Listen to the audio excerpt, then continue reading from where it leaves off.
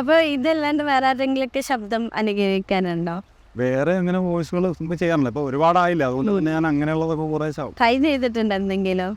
Try ചെയ്തിട്ടുണ്ട്. ഒരുപാട് പേരുടെ ശബ്ദങ്ങൾ. ആരെയാണ് നോക്കിയിരിക്കുന്നത്? വേറെ ഓരോ ആക്ടർമാരുടെ വോയിസ്, വിനായകൻ്റെത്, നടന്മാരുടെ വോയിസ് ഒക്കെ. ഇപ്പൊ ചെയ്യാൻ പറ്റുമോ? പെർഫെക്ഷൻ അല്ല, കുറച്ച് മുമ്പ് ഈ കാലം മാറി വന്നപ്പോഴത്തേക്ക് നമ്മളെ ഒരു ശബ്ദത്തിൻ്റെ ഇതും ഒരു ഇതിലൊക്കെ ചെറിയ വേരിയേഷനായി. പിന്നെ അത് അങ്ങനെയുള്ളതൊന്നും കിട്ടുന്നില്ല. എന്നാലും നമ്മുടെ നാട്ടിലുള്ള ആൾക്കാരുടെ തന്നെ വെറൈറ്റി ആയിട്ട് അവിടെ ഓരോ ഷോപ്പിലിരിക്കുന്ന ആൾക്കാരുടെ തന്നെ, വീടിന് അടുത്തുള്ള കടക്കാരുടെ തന്നെ ഇങ്ങനെ വ്യത്യസ്തമായിട്ട് ചെയ്തിട്ട് അവരൊക്കെ പേഴ്സണലി വന്ന് ചതിക്കല്ലേ, ആൾക്കാരെ കൊണ്ട് പുറത്ത് നടക്കാൻ പറ്റില്ല, അതുപോലെ പറഞ്ഞിട്ടുള്ളവരും ഉണ്ടാവും.